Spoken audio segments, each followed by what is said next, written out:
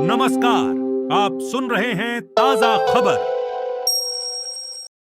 आज दिन 5 मार्च 2026 सुनते हैं आज की 10 ताजा खबर। ईरान युद्ध में अमेरिकी F-15 लड़ाकू विमान कुवैती F-18 ने मार गिराया।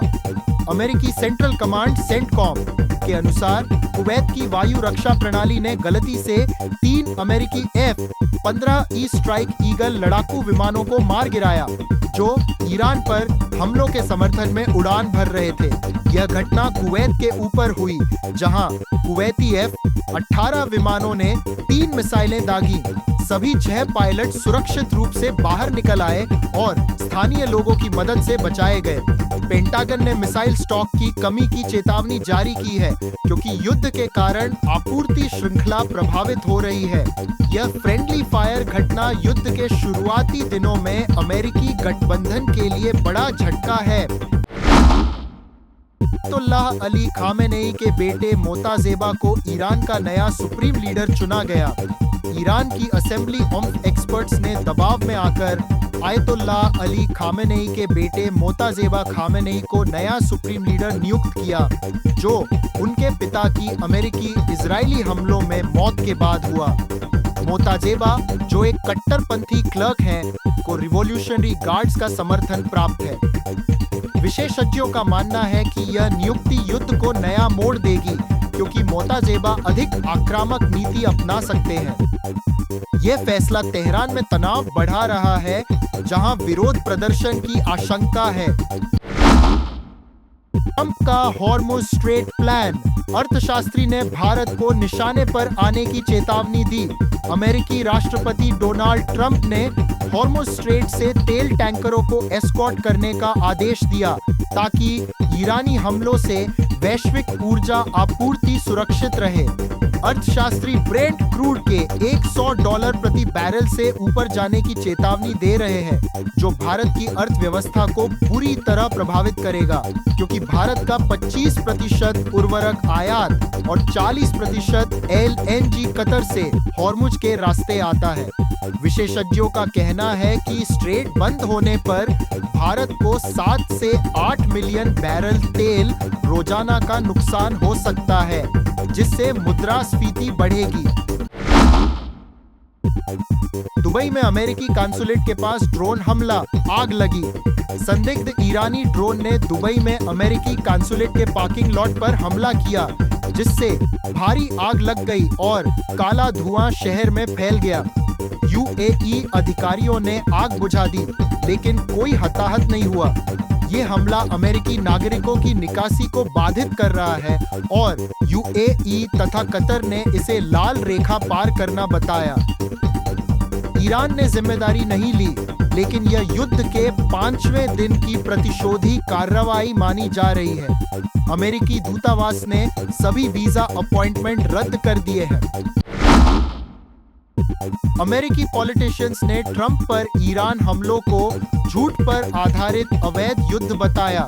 डेमोक्रेट सीनेटर ब्रायन श्लैट्स और अन्य ने ट्रंप की ईरान नीति को अवैध और झूठी धमकियों पर आधारित बताया, क्योंकि क्लासिफाइड ब्रीफिंग में कोई स्पष्ट रणनीति नहीं दिखी। पूर्व बिडेन सलाहकारों ने चेतावनी दी कि यह युद्ध अमेरिकी सैनिकों को खतरे में डाल रहा है।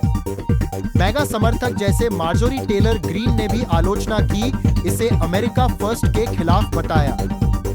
डेमोक्रेट्स कांग्रेस में वॉर पावर्स रेजोल्यूशन ला रहे हैं, जबकि रिपब्लिकन्स ट्रंप का समर्थन कर रहे हैं।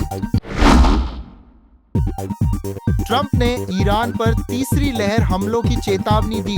युद्ध के 5वें दिन ट्रंप ने ऑपरेशन एपिक फ्यूरी के तहत तीसरी लहर हमलों की घोषणा की, जिसमें ईरान के मिसाइल साइट्स, नौसेना और न्यूक्लियर सुविधाओं को निशाना बनाया जाएगा। उन्होंने कहा कि ईरान पहले हमला करने वाला था, लेकिन हमले हफ्तों चल सकते हैं। रक्षा मंत्री पीट हेग्सेथ ने कहा कि अमेरिका ईरानी रिजिम को खत्म करने के करीब है। ये चेतावनी वैश्विक तेल बाजार को हिला रही है और अमेरिका ने क्षेत्र से नागरिकों को निकालने का आदेश दिया। खामेनेई का अंतिम संस्कार स्थगित, अभूतपूर्व भीड़ की आशंका। ईरान ने सुप्रीम लीडर अली खामेनेई के 3 दिवसीय अंतिम संस्कार को स्थगित कर दिया क्योंकि अपार भीड़ और विरोध प्रदर्शनों का डर है।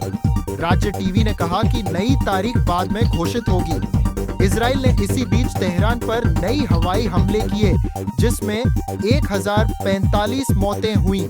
विशेषज्ञों का मानना है कि यह स्थगन नई नेतृत्व परिवर्तन को स्थिर करने के लिए है, लेकिन आंतरिक अस्थिरता बढ़ा सकता है।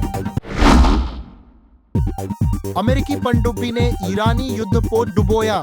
रक्षा मंत्री पीट हेग्सेथ ने पुष्टि की कि एक अमेरिकी पनडुब्बी ने हिंद महासागर में श्रीलंका के पास ईरानी युद्धपोत को टॉर्पीडो से डुबो दिया।